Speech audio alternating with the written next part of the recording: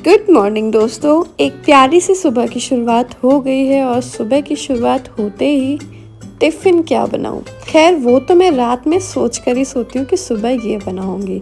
तो जब आपका ना दिमाग से आप रेडी होते हो ना, तब उतना आपको आलस नहीं आता बनाने में, क्योंकि हाँ हमें पता है कि सुबह ऐसे कर लेंगे तो जल्दी से हमारा काम हो जाएगा। क्योंकि सुबह तो आपके पास लिमिटेड टाइम होता है, वही आधा एक घंटा होता है।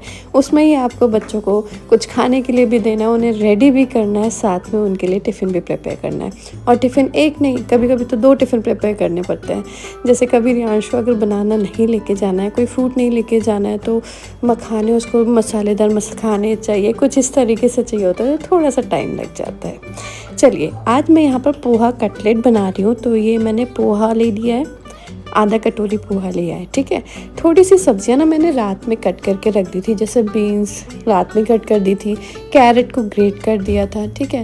लेकिन सुबह जब मैंने देखा, मुझे लगा यार बड़ी बड़ी हैं सब्जियां और छोटी हमें सब्जी चाहिए कटलेट को प्रॉपरली बाइंड करने के लिए। अगर सब्जियों का जो कटिंग होगी वो बड़ी बड़ी होगी तो बाइंडिंग अच्छे से नहीं आएगी, फिर उन्हें हम सेकेंगे ना तो हमारी कटलेट जो है वो बिखर जाएंगे, खुल जाएंगे। इसलिए मैंने ना चॉपर लिया और सारी सब्जियों को ना बिल्कुल महीन चॉप कर लिया। अब देखिए, पोहा को मैंने भिगोया था ना, बिल्कुल ड्राई होना चाहिए, गीला नहीं होना चाहिए। अगर आपको लग रहा है कि पोहा अभी जो है उसमें पानी है, तो आप मसल कर जो एक्स्ट्रा पानी है उसे हटा सकते हैं। अब बस एक प्लेट में जो हमने सोक किया वो पोहा रखा है, वो डाल दिया है। जो सब्जियां हमने महीन चॉप कर ली, जैसे शिमला मिर्च है, बीन्स है, प्याज है, वो ले लिए, गाजर को ग्रेट करके ले लिया, हरी धनिया पत्ती ले लिए, और आलू को भी रात में उबाल दिया था, तो 2 आलू यहाँ पर ले लिए। साथ में नमक स्वाद अनुसार, और स्वाद के लिए मैंने यहाँ पर काली मिर्च का पाउडर डाला है। आप चाहे तो यहाँ पर थोड़ी सी रेड चिली फ्लेक्स भी डाल सकते हैं, या फिर जो इटालियन सीजनिंग्स आती है ना, उसका भी इस्तेमाल कर सकते हैं। अब बस इसे हमें अच्छी तरीके से मैश करना है, और मैश करते टाइम ध्यान रखिएगा बड़े बड़े चंक्स आलू के बिल्कुल भी नहीं रहने चाहिए, और जो भी पोहा है ना वो भी बिल्कुल मैश हो जाना चाहिए। ये जो हमारा पूरा मिक्सचर है एक आटे जैसे लगना चाहिए। अगर आपको लग रहा है कि ये स्टिल गीला है तो आप इसमें सूजी ऐड ऑन कर सकते हैं, या फिर आप इसमें ब्रेड क्रम्स भी डाल सकते हैं। ये गीला नहीं होना चाहिए।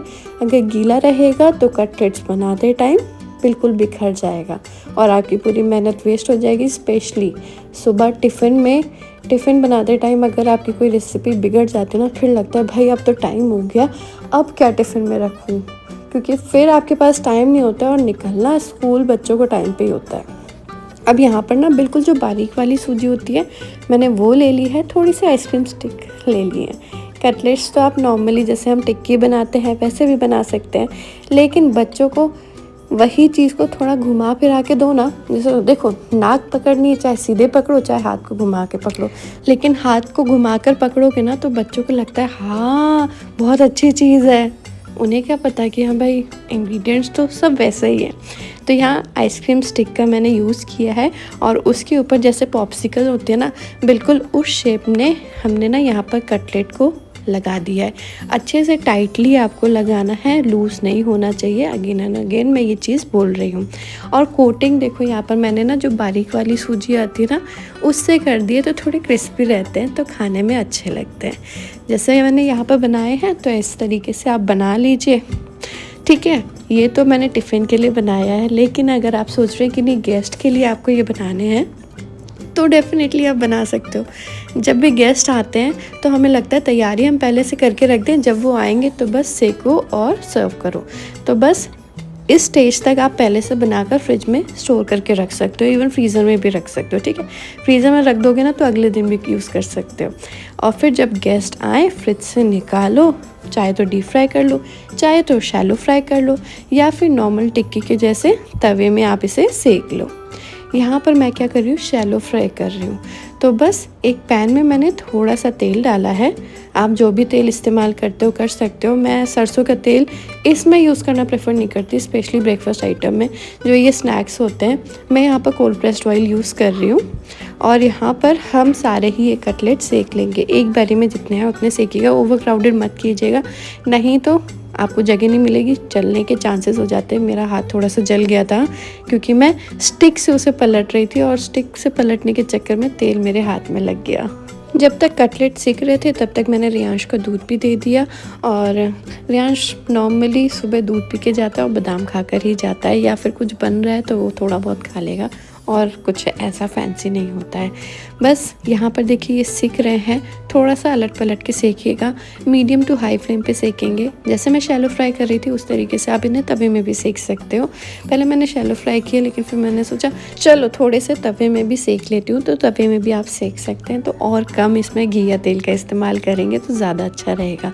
तो चलिए जी, ये हमारे जो पोहा कटलेट हैं ये सिक कर तैयार हैं। इन्हें निकालना कैसे, डायरेक्ट प्लेट पे मत निकालना, बहुत ज़्यादा सौगी हो जाएंगे। तो किसी भी छन्नी के ऊपर निकालना, ताकि जब ये ठंडे हो जाए फिर इसे आप टिफ़िन में स्टोर करके बच्चों को दे दो।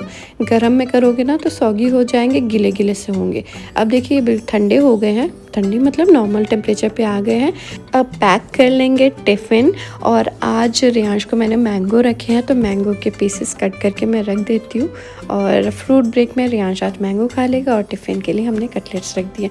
मैंने 3 या 4 कटलेट रख दिए थे, और ये हमारा टिफ़िन रेडी है।